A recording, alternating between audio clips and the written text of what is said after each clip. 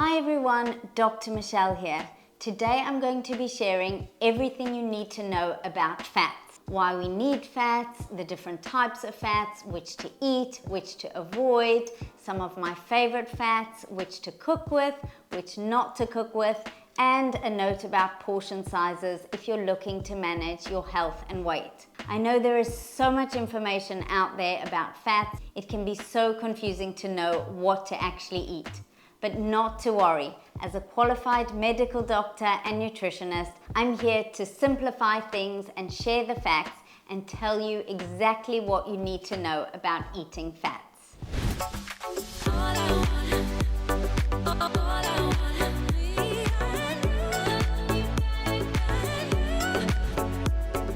Now, the inspiration behind this video came from a video I shared a few weeks ago at the start of the year, my top tips for healthy eating and weight loss. If you haven't yet watched that, I highly recommend going to check that out. I got such amazing feedback from it, thankfully, saying how it was so freeing and people were going to ditch the fad diets for this year and really make healthy eating a lifestyle. But anyway, one of my top tips there was to eat healthy fats. And I shared how going down the fat-free route was actually a major diet disaster.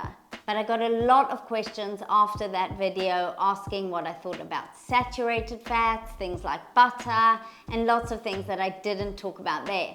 So I thought I would just dive deeper into the topic of fats and answer all your questions and give an overview on the topic, because of course when we understand things, knowledge is power. First up, why we need fats. Now I go into this in a lot more detail in the video I mentioned, so do go check that out, but just briefly. Fats help keep us full and satisfied.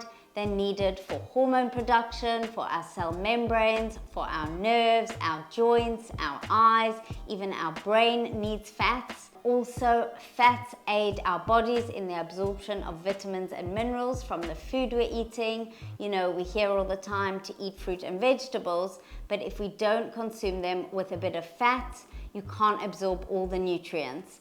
And the fat-soluble vitamins, vitamins A, D, E, and K, need some fats to be absorbed. So it's super important that you have some fats in your diet. And lastly, fats help with weight loss for the reasons I've mentioned. Obviously, if you feel full and satisfied, you're a lot less likely to go snacking on the junk food. And hunger is the biggest sabotager to any weight loss regime or diet. Next up, the different types of fats. There are three main types of fats: saturated fats, unsaturated fats, and trans fats. And I'll give an overview of each one briefly. Okay, first up, unsaturated fats. This group can be divided into monounsaturated and polyunsaturated. And the most well-known of the polyunsaturated is omega-3 fatty acids. This group, unsaturated fats, is what I'm talking about when I say eat healthy fats. Foods that fall into this category include avocado, nuts and seeds, nut oils, olive oil, oily fish, tahini, sesame oil, and various other healthy oils. These are loaded with nutrients that have been shown to help with weight loss by keeping us full and satisfied, reducing sugar cravings. They're amazing for heart health. They increase our good HDL cholesterol, lower our bad LDL cholesterol. They're great for glowing skin and so many other health benefits. So really embrace those healthy fats. These healthy, unsaturated fats should be the foundation of the fat intake in your diet. Next up, saturated fat. This is a hot and heated topic. It's mainly found in animal products, typically the white you see marbled through red meat or on the underside of poultry skin, and also in full-fat dairy such as hard cheeses, full-fat milk, butter, and cream. One exception in this group is coconut oil, which is actually a saturated fat, but has a unique molecular structure, so it's a bit different to the other fats in this group, and I'll go into that a bit later. Now, research has come to show that saturated fat is not all bad like we once thought. Now, for years we were told that saturated fat clogs our arteries and raises cholesterol levels, but this has been disproven to a large extent. Now, while the foods that saturated fat is found in might have some health benefits, for example, red meat is high in iron, chicken can be high in lean protein, full-fat dairy is a good source of protein and calcium and has also been shown to be good for our gut health, but the saturated fat itself has not been proven to have a ton of health benefits like the unsaturated fats I mentioned. So I still wouldn't recommend going to eat a ton of fatty meat or processed sausages because it comes with other health downsides for other reasons, for example, being linked to cancers. But let's say you do enjoy some full-fat dairy, for example, some good quality butter or good quality hard cheese, I would say that's fine in moderation. Ultimately, these things I've mentioned are still whole natural foods. So if you do enjoy them, I think it's fine to consume them in moderation, but I would still say to stick to moderate amounts of saturated fat and mainly get your fat from the healthy unsaturated fats I mentioned. Next up, trans fats. Now these are completely artificial and manufactured and not from whole food sources. They're made in a lab and are usually solid at room temperature. They're useful in the food industry and fast food restaurants because they are cheap and long-lasting. They're found in things like margarine, cakes, biscuits, pastries, and fast foods such as chips. They've been linked to cancer, heart disease, diabetes, over and above weight gain and obesity. They've been shown to raise our bad LDL cholesterol and lower our good HDL cholesterol and do not benefit your health, weight, or well-being in any way. So I would say to avoid these altogether. Now I'm going to talk a bit about my favorite fats and where I recommend getting your fats from. So first up, avocado. These are packed with so many health benefits. They're amazing for heart health, they're high in fiber, high in potassium, they've been shown to benefit our good cholesterol levels, they're amazing for fertility, there's studies to prove this, immunity, great for glowing skin, hair and nails, just so many amazing health benefits. I eat avocado almost every day, and if you don't eat avocado, I highly recommend incorporating them into your diet because there are so many health benefits and they're totally delicious too. Next up, avocado oil. Now this one is great for cooking because it has a high smoke point and it offers all the amazing health benefits of avocados that I've just mentioned. Next up, olive oil. Now this contains more heart-healthy monounsaturated fats than any other oil. It's also high in antioxidants and anti-inflammatory compounds.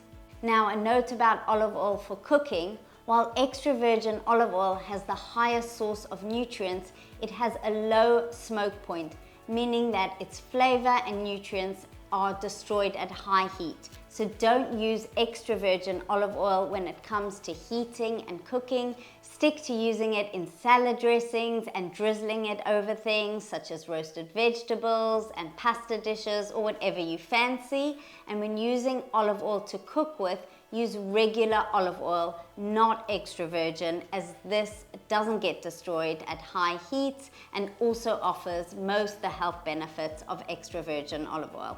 Next up, tahini. It's made from pure sesame seeds. It's super high in calcium, even more than dairy foods. It's also high in protein, vitamins, minerals, and healthy fats. It's super anti-inflammatory and it's absolutely delicious in so many recipes. I highly recommend trying it. Next up, oily fish, for example, salmon, sardines, mackerel, and herring. These are super high in the polyunsaturated omega-3s, which are important for so many things, including heart health, brain health, our joints, and mental health. There are really interesting studies linking omega-3 consumption to lowering the risk of mental health problems such as anxiety, depression, and even postnatal depression. Now, if you don't eat fish or are vegan, Ground flax seeds, chia seeds, and walnuts are amazing plant-based sources of omega-3s, and they're definitely on my list of favorite fats. Next up, coconut oil. As mentioned, it is a saturated fat, but it's different to all other saturated fats because of its unique molecular structure made up of medium chain fatty acids. I'm sure you've heard of MCTs, medium chain triglycerides. That's a bit of a tongue twister. It's been shown to help boost metabolism, suppress appetite, and even increase activity of fat-burning cells. Obviously, all things that are great for weight management. Coconut oil is great for cooking as it has a really high smoke point, so it's safe heated to high temperatures. I also absolutely love it. Spread it onto toast with a bit of cinnamon. Try it, it's absolutely delicious.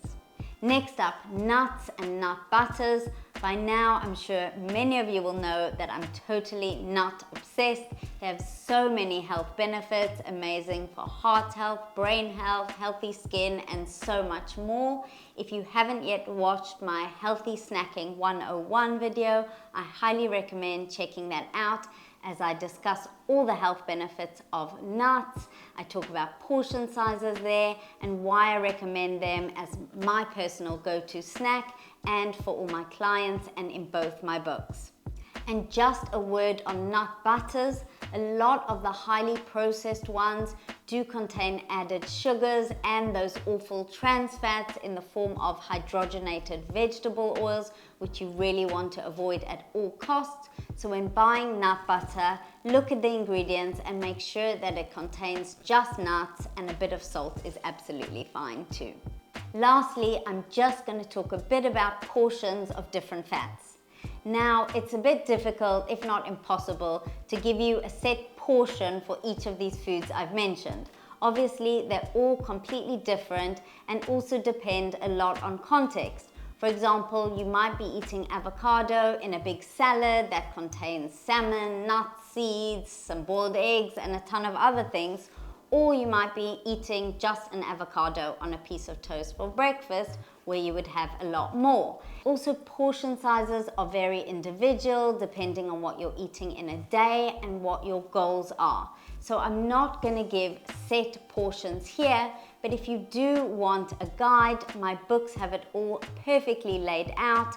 There's meal plans, recipes, meal options that really give a good guide to portion sizes for all of these foods I've mentioned. With my books, there's no guesswork involved, and I've done all the hard work to put all the portions of everything there. I don't believe in counting calories or tracking macros or anything like that, so you don't need to do any of that. I've got it all very simply and clearly laid out.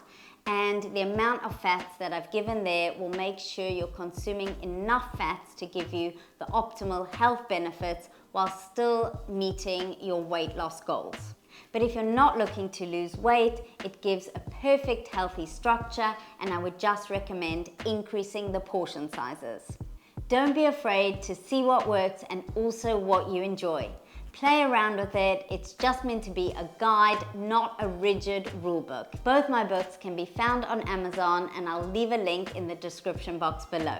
I hope you found this video useful. If you did, please like this video and subscribe to my channel, as it really helps more people to see it.